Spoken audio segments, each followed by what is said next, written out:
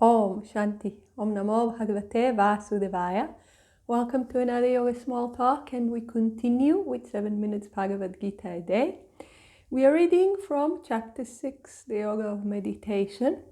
And we said when we started the teaching on this chapter that this whole chapter is a commentary on the last 3 verses of Chapter 5 that describe meditation, how to control the body and mind, what the state of the body and mind should be, and what to meditate on. But although it sounds simple when it's described in words, it is a very big challenge, and therefore Chapter 6 is there to walk us through the process. And again, Chapter 6 starts with the basics, Karma Yoga, meaning without a purity of the mind, or without the practice for the purification of the mind, one should at least be interested in this practice. One should be interested in purifying one's mind. Without that, there is nothing to talk of when it comes to meditation. So this is the basics, the prerequisite, and Lord Krishna therefore starts from there. And then again we are taken to the attainments, what yoga is. So the sadhana and the siddhi. We do the sadhana, we do the practice, and what we will attain. And in a way, it reminds us a little bit of the Patanjali Raja Yoga Sutras. Patanjali Raja Yoga Sutra starts with Samadhi Pada, describes what a person in Samadhi, in the superconscious state, is. Why start from there? We are not there yet. And the answer is, you should know where you're headed, you should be inspired, you should set your goals, and then you will be able to reach them. So we start with the Samadhi Pada, and here Lord Krishna also starts with the description of, after, of course, we discuss Karma Yoga, we reach the description of a person who is established in yoga, who has attained, and then it's still going on. We will see a few more verses, and then only we reach the practices. So how do we do it? And we have just concluded the beautiful teachings from verses 5 and 6 on how to befriend the higher mind, and we have reached verse 7. So let's read together verses 7 and 8. 7. The Supreme Self of him who is self-controlled and peaceful is balanced in cold and heat, pleasure and pain, as also in honor and dishonor. The yogi who is satisfied with knowledge, verse 8.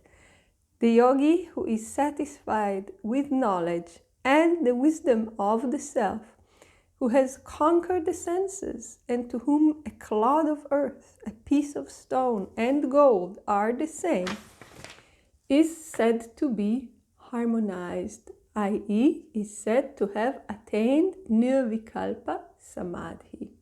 So you see, it's also in the text. It relates, it corresponds to the teachings that we do when we study the Patanjali Raja Yoga Sutras. We say the highest, the nirvikalpa samadhi, the samadhi that is taking us to the higher knowledge, highest. So verse 7 talks about a person who is established in his highest self. So we said you first befriend it, and then these are verses 5 and 6, and then one gets established. And the first and foremost characteristics is that the person is peaceful and balanced in cold and heat, pleasure and pain, and honor and dishonor. In other words, equanimity, which we've been hearing since chapter 2 when we started discussing the sage of steady wisdom. We hear that those are the qualifications. Even before this, when Lord Krishna starts the teaching to Arjuna, he tells him, you should learn how to endure. So you should practice and cultivate this equanimity. So we have spoken about it in the previous teachings. And then we continue with what is the state of this person who is established in the knowledge, meaning he has ascended the ladder of meditation and reached the highest knowledge. So the yogi who is satisfied with the knowledge and the wisdom of the self established, who has conquered the senses. We've seen this before, a person who has internalized the mind and is no longer running after the seeming pleasures of the world, but this is out of knowledge, not out of forced restraints. Out of knowledge that those objects will not bring any happiness, to whom a clod of earth, a piece of stone, and gold are the same. And this is a point that's worthwhile noticing because it will repeat itself again and again.